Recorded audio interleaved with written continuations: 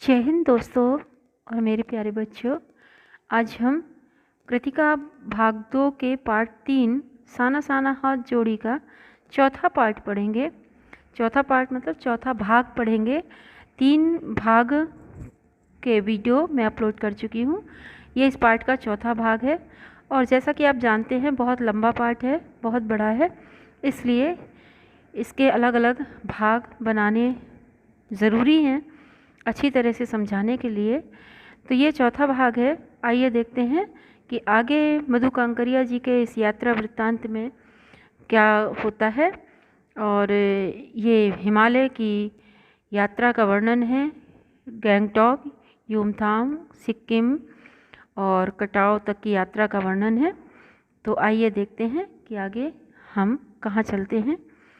एकाएक मेरा मानसिक चैनल बदला, मन पीछे घूम गया। इसी प्रकार एक बार पलामू और गुमला के जंगलों में देखा था।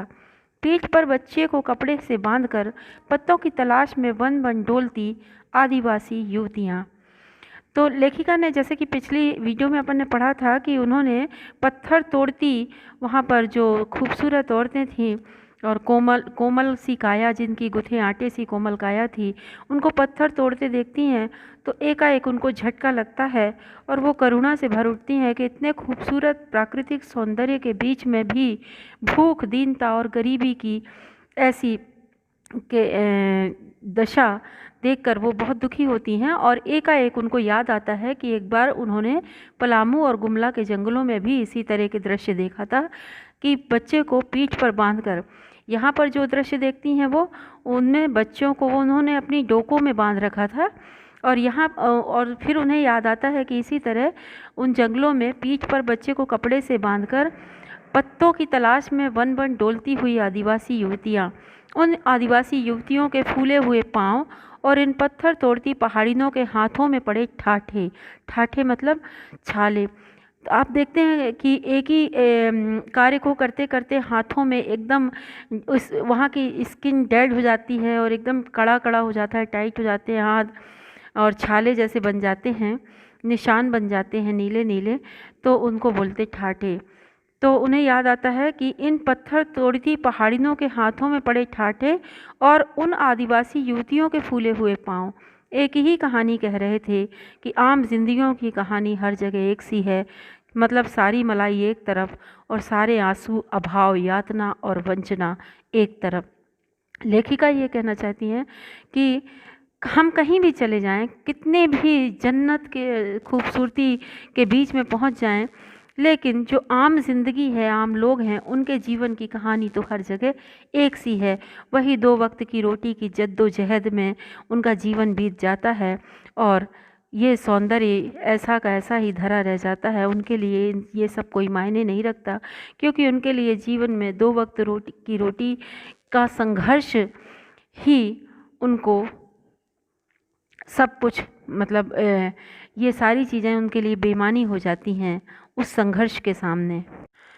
इसीलिए लेखिका ने कहा है कि सारे मलाई एक तरफ, यानी कि हमारा समाज जिस तरीके से वर्गों में विभाजित है कि कोई अमीर है तो बहुत ज़्यादा अमीर है और उसके कुत्ते बिल्ली तक ऐशो आराम की ज़िंदगी जी रहे हैं, और गरीब एकदम गरीब होते जाते हैं और उनका वही जीवन भर पीढ़ी दर पीढ़ी उसी तरह का जीवन चलता रहता है।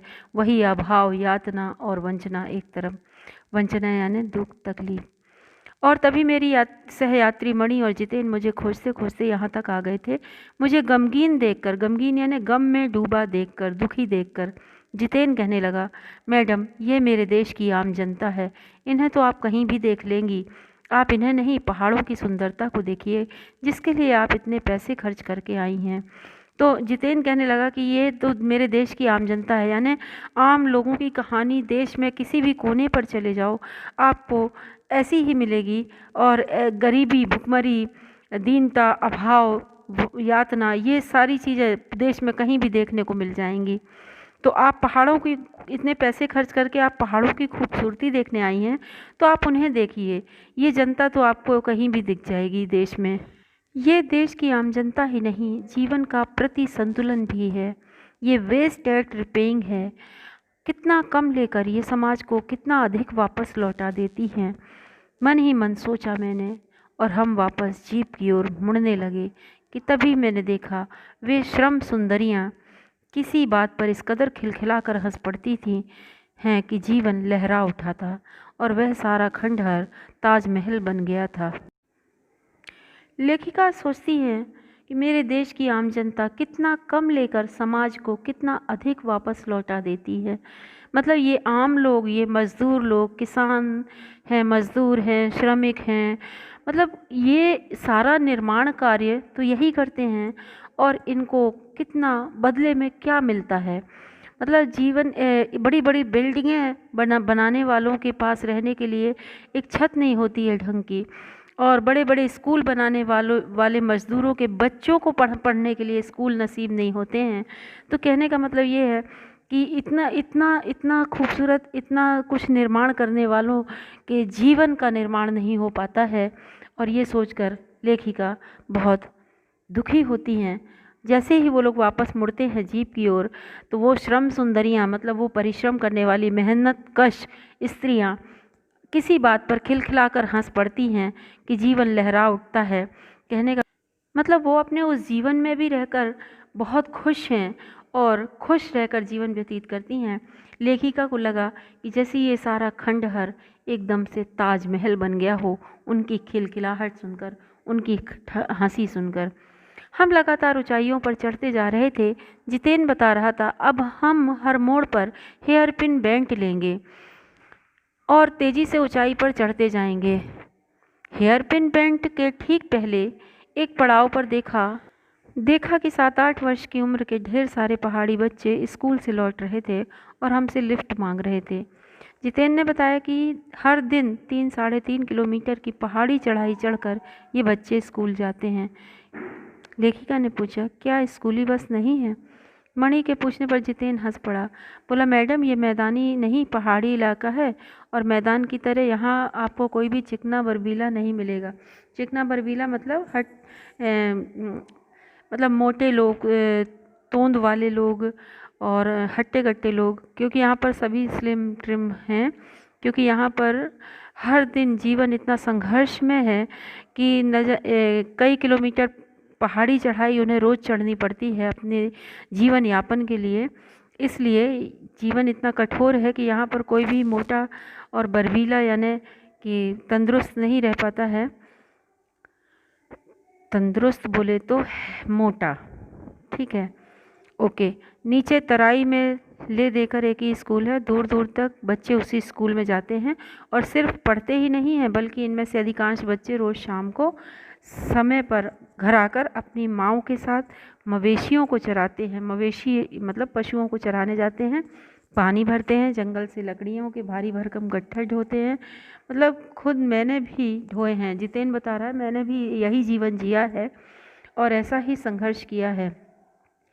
खतरा अब धीरे धीरे बढ़ने लगा था। रास्ते और भी संकरे और होते जा रहे थे। कई बार लगता था जैसे रास्तों को इंची टेप से नापकर एक जीप के बराबर चौड़ा ही बनाया गया था कि जरा सा भी संतुलन बिगड़ा जीप का, इंच भर भी जीप इधर उधर खिसकी तो सीधे घाटियों में चली जाएगी। और इन रास्तों पर जगह जगह चेतावनियाँ इसीलिए लिखी हुई थी जो आने वाले खतरों के प्रति मतलब सचेत कर रही थी। सामने ही लिखा था, धीरे चलाएं, घर में बच्चे आपका इंतज़ार कर रहे हैं। यानी कि ध्यान रखें कि घर में आपकी फैमिली भी है, इसलिए अपनी केयर करते हुए गाड़ी चलाएं। ये देखिए, ये यहाँ मैंने कुछ पिक्स डाली हुई हैं हेयर पिन बेंट कैसा होता है। तो ये पिक्स देखिए, ऐसा ही बेंट उन घाटियों में, उन पहाड़ियों में, उन पहाड़ों पर चढ़ने के लिए यात्रा के दौरान पार करना पड़ता है।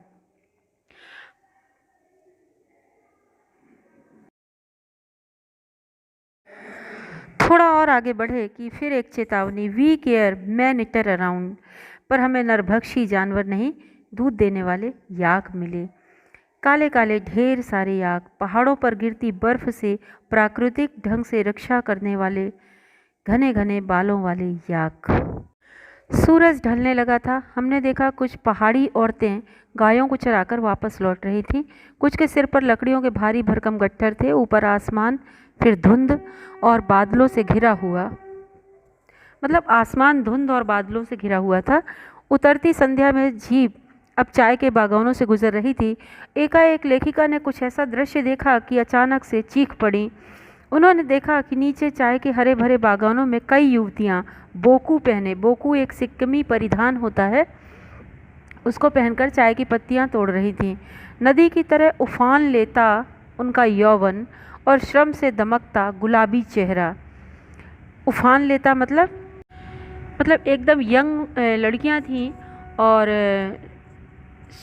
परिश्रम के लगातार प्रतिदिन परिश्रम करते रहने के कारण उनके चेहरे में एक आभा थी, एक चमक थी। और एक युवती ने चटक लाल रंग का बोकू पहन रखा था। सघन हरियाली के बीच, मतलब हरे भरे चाय के बागानों के बीच चटक लाल रंग, ऐसा लग रहा था जैसे डूबता हुआ सूरज की स्वर्णिम आभा, सात्विक आभा कुछ इस कदर इंद्रधनुषी छटा बिखेर रही थी कि मंत्रमुग्ध सी में चीख पड़ी, और इतना अधिक सौंदर्य मेरे लिए असह्य हो गया था। मतलब सात्विक मतलब पवित्र, आभा मतलब चमक, छटा यानी उसकी सुंदरता, उसका प्रभाव, असह्य यानी असहनीय, जो सहा न जा सके। और आगे देखते हैं तो ये अनुपम सौंदर्य जो देखा उन्होंने, एकदम हरे हरे चाय के बागानों के बीच चटक लाल रंग का बोकू पहने इतने अद्वितीय सौंदर्य वाली उस नव यौवना को जब लेखिका ने देखा तो वो दृश्य ऐसा लगा जैसे कि डूबता हुआ सूरज अपनी स्वर्णिम आभा के साथ इंद्रधनुषी रंग बिखेर रहा है। आगे देखते हैं कि यूमथांग पहुंचने के लिए हमें रात भर लायुंग में पड़ाव लेना था।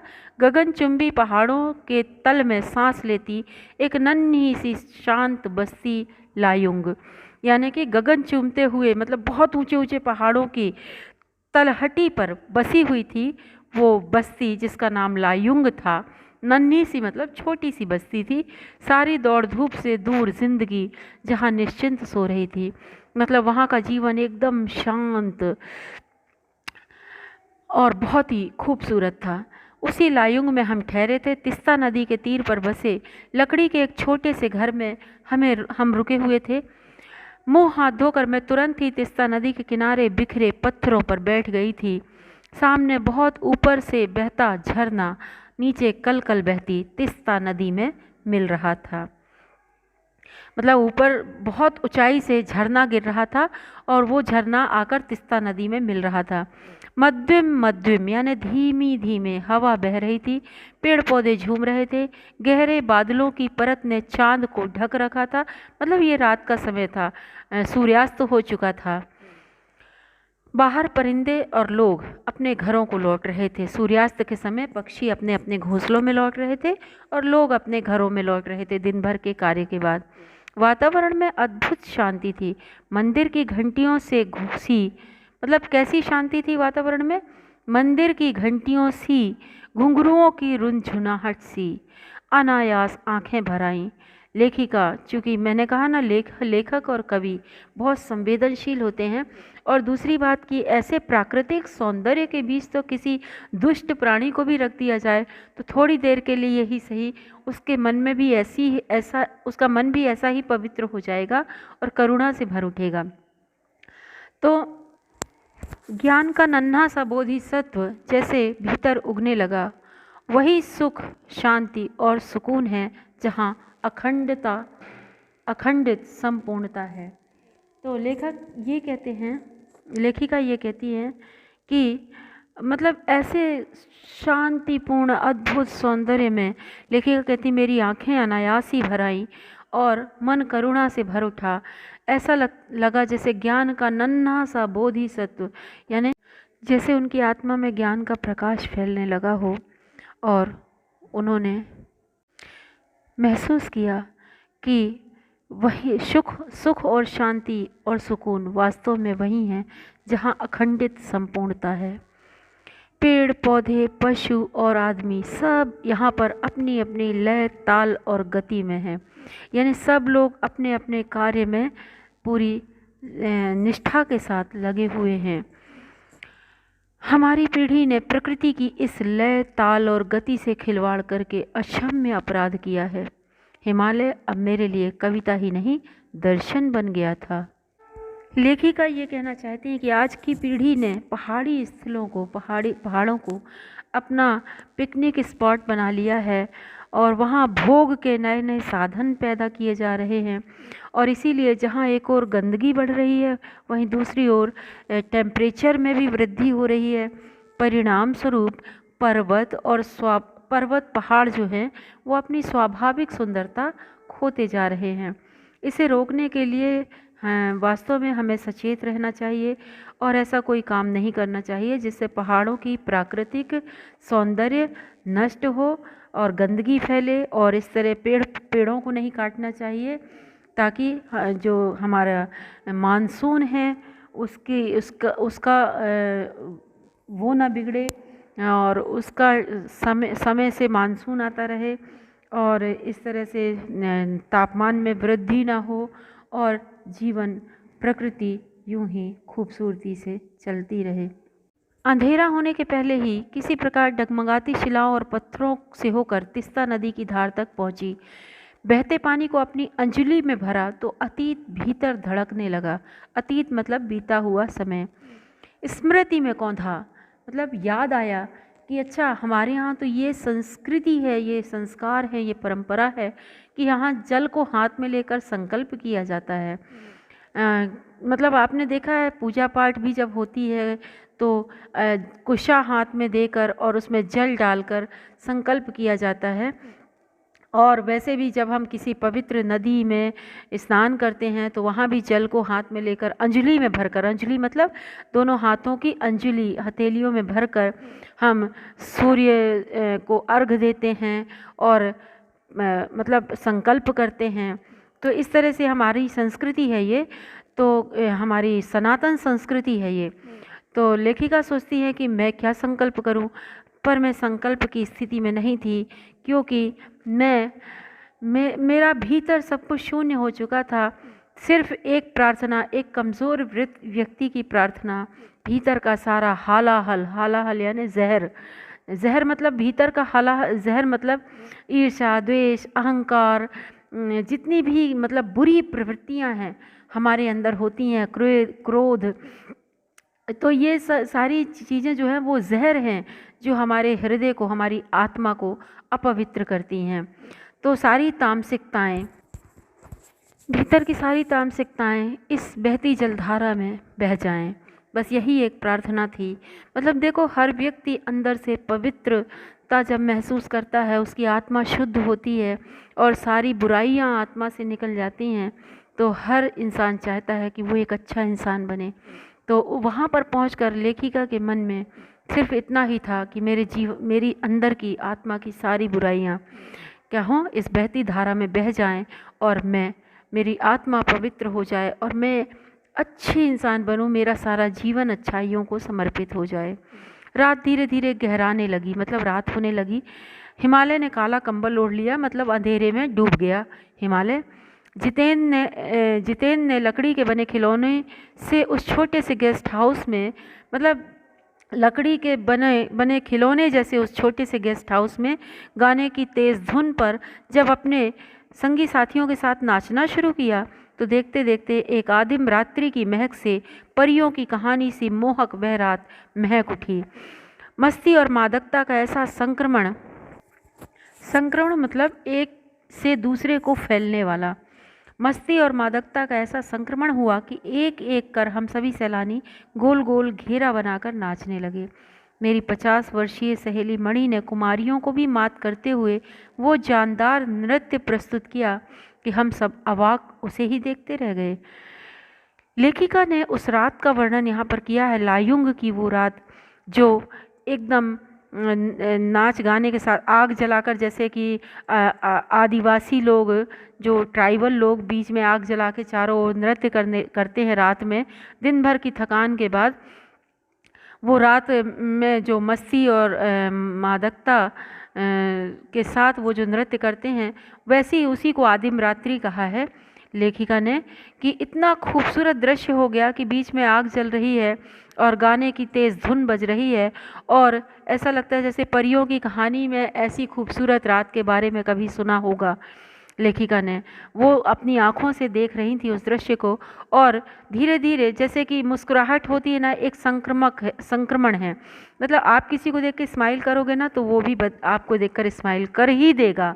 यदि कोई बहुत गहरी कोई दुश्मनी नहीं है तो स्माइल का जवाब स्माइल ही मिलता है, मुस्कुराहट ही मिलता है। उसी तरह मस्ती और मादकता यानी नशा, तो ऐसा नशा छाया लोगों पर उस मस्ती का कि एक के बाद एक कोई भी बैठा नहीं रह सका। सभी लोग उस आग के चारों ओर गोल गोल घेरा बनाकर नाचने लगे। और लेखिका कहती हैं कि उनकी 50 वर्षीय सहेली जो मणि थी उसने तो ऐसा जानदार नृत्य प्रस्तुत किया कि ऐसा लग रहा था जैसे कोई नव यौवना नृत्य कर रही है। 50 वर्ष की होने के बाद भी उन्होंने ऐसी नवयुवती के समान खूबसूरत नृत्य प्रस्तुत किया कि सब देखकर अवाक रह गए, दंग रह गए।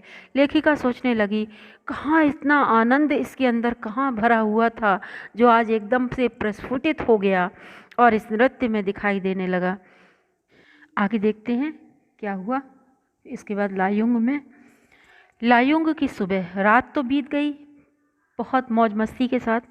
लायुंग की सुबह बेहद शांत और सुरम्य यानी बहुत खूबसूरत, तिस्ता नदी की शांत धारा के समान ही कल कल करके बहती हुई। मतलब लोग सुबह से अपनी दिनचर्या में निकल पड़े हैं और एकदम शांति से सब अपने अपने कार्य में लग चुके हैं। अधिकतर लोगों की जीविका का साधन पहाड़ी आलू, धान की खेती और दारू का व्यापार। सुबह मैं अकेले ही टहलने निकल गई थी। मैंने उम्मीद की थी कि यहाँ मुझे बर्फ़ मिलेगी, पर अप्रैल के शुरुआती महीने में यहाँ बर्फ़ का एक कतरा भी नहीं था। हालांकि हम सी लेवल से यानी समुद्री सतह से 14,000 फीट की ऊंचाई पर थे। मैं बर्फ़ देखने के लिए बेचैन थी क्योंकि मैदानी इलाकों में रहने वाले लोगों के लिए बर्फ़ से ढके हुए पहाड़ किसी जन्नत से कम नहीं होते हैं। हमारा सपना होता है कि हम बर्फ़ से ढके हुए पहाड़ों के बीच जाएं और वहाँ पर उस बर्फ़ का, गिरती हुई बर्फ़ का आनंद उठाएं। तो लेखिका भी बेचैन थी बर्फ़ देखने के लिए, बर्फ़ से ढके हुए पहाड़ देखने के लिए, पर वहाँ पर बर्फ़ नहीं मिली। वो टहलते हुए वापस आ गईं। वहीं पर घूमते हुए एक सिक्किमी नवयुवक ने मुझे बताया कि प्रदूषण के चलते स्नोफॉल लगातार कम होती जा रही है, पर यदि मैं कटाव चली जाऊं तो वहां मुझे सर्दियां यानी बेशक बर्फ़ मिल ही जाएगी। कटाव यानी भारत का स्विट्ज़रलैंड। कटाव जो कि अभी तक टूरिस्ट स्पॉट नहीं बनने के कारण सुर्खियों में नहीं आया था और अपने प्राकृतिक स्वरूप में था।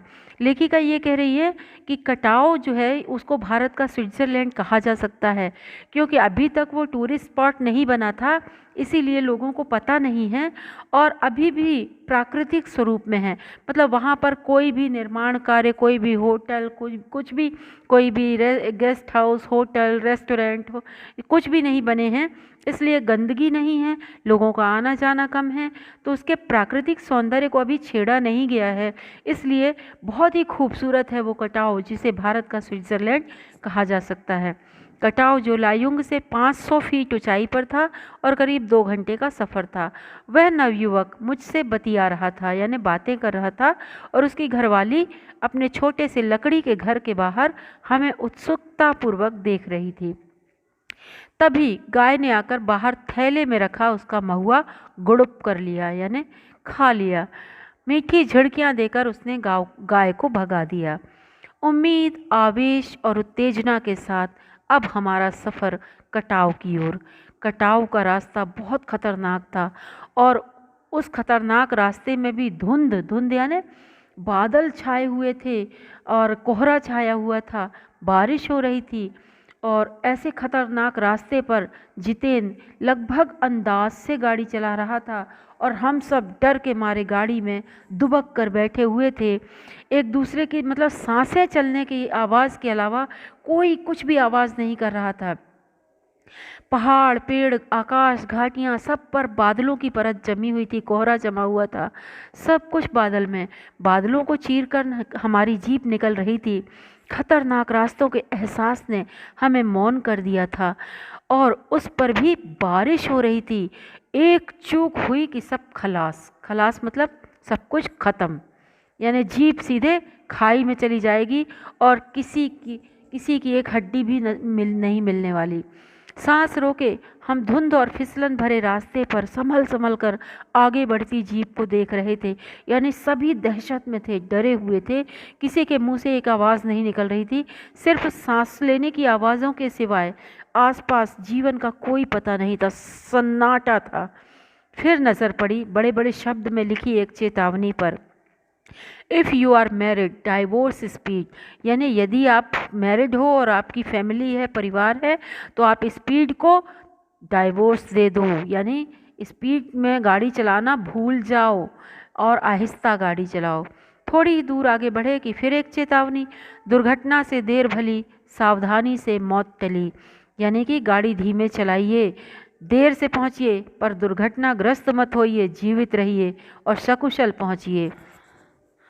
तो सकुशल वो अपनी मंजिल पर पहुंचिए। करीब आधे घंटे बाद, आधे रास्ते के बाद धुंध छटी और साथ ही एक सृष्टि और हमारे बीच फैला हुआ सन्नाटा भी हट गया। नार्गे उत्साहित होकर कहने लगा, कटाव हिंदुस्तान का स्विट्ज़रलैंड है। मेरी सहेली मणि जो स्विट्ज़रलैंड घूम आई थी, उसने तुरंत उस बात का विरोध किया और कहा, नहीं, स्विट्ज़रलैंड भी इतनी ऊंचाई पर नहीं है और ना ही इतना खूबसूरत है। यानी कि ये कटाव जो है स्थान, ये स्विट्ज़रलैंड से भी खूबसूरत है। और इस तरह से हाँ, वो लोग वहाँ पर कटाव में आनंद लेने लगे, बर्फ़ का और बर्फ़ से ढके पहाड़ों का। आज के वीडियो में इतना ही। इसका अगला भाग हम अगले वीडियो में पढ़ेंगे। तब तक के लिए धन्यवाद, शुक्रिया। पाठ को समझने के लिए इसके सभी भागों को अवश्य देखिए, ये आपकी परीक्षा के लिए बहुत उपयोगी है, महत्वपूर्ण है। ओके।